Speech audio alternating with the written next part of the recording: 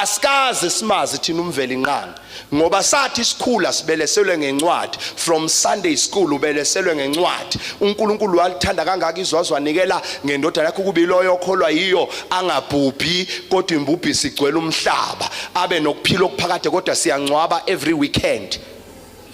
Senziwe sa imagina impilo esingakaze sifike kuyona ngoba iBhayibheli lakhandwa osopolitika abahlakaniphile hayi lima. Yingakho kwake kwahlala ngisho 66 bishop kuzodiscusswa kuedithwe iBhayibheli. Bamba bona basala benayo inkolelo kwaba amakhosi. Kuthe uma sebawathathile amandla emakhosini kwafanele ukuthi umhlaba ubuyele ngakubona. Why umhlaba ubuyela ngakhona? Basebenzisa yona lencwadi ebizwa ngeBhayibheli. Yingakho kwiBhayibheli awusoze wayithola ifamily yakaPawuli ezoclaim ama royalties ngoba kubhalwe ngomuntu wakubo. Awusoze wathola ifamily yakaDavide ezoclaim ama royalties akhona. Kodwa kwipolitiki from 1912 uyabathola Chief Albert Lthuli abantwana babo babenefita from ama royalties abo baba wabo. Kodwa ama royalties eBhayibheli ahamba ayeNgilandi kuQueen Elizabeth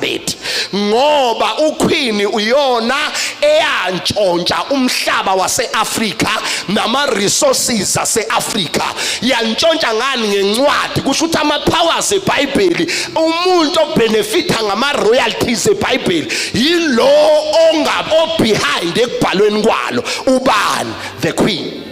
Ngeke ungitshela ukuthi incwadi enamagama angaka abekho abantu bakubo kwalabantu abadla ama royalties ngoba uShaka waba khona before abelungu befike neBhayibheli. But uShaka nanamhlanje ngonyama uMisizulu basadla ama royalties, basahlele esihlalweni.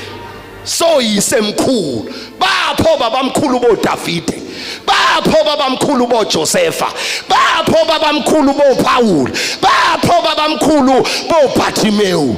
Istory lesi sokuzodlala ingqondo zabantu. Mangaka amavesi ala ekhanda, mangaka kusebenzelayo. Cela ukubuza simple question. Mangaka amavesi ekhanda wasuka nawo kaFirst. Lelo verse wasuka nalo kaFirst uguge nalo lake lakusebenzela until today alikaze likusebenzela. Ukhohlisiwe ukuthi cela endaweni ewrong. Ngabuza umbuzo ngathi wena ucabanga ukuthi nje khona umuntu omhlophe ongafela wena. Abafowabo bekugqilaza ngamawashing uphuma ngo5 washa from 6 o'clock kuze kushaye 5. Unganikwa ngisho ukudla. Ngisishitha esitsha sakho nesenja hamba uyosibuka esenja si right kunesakho. Mawungena utshela ukuthi phakela inja awubuzwa ngokuthi udlile yini wena.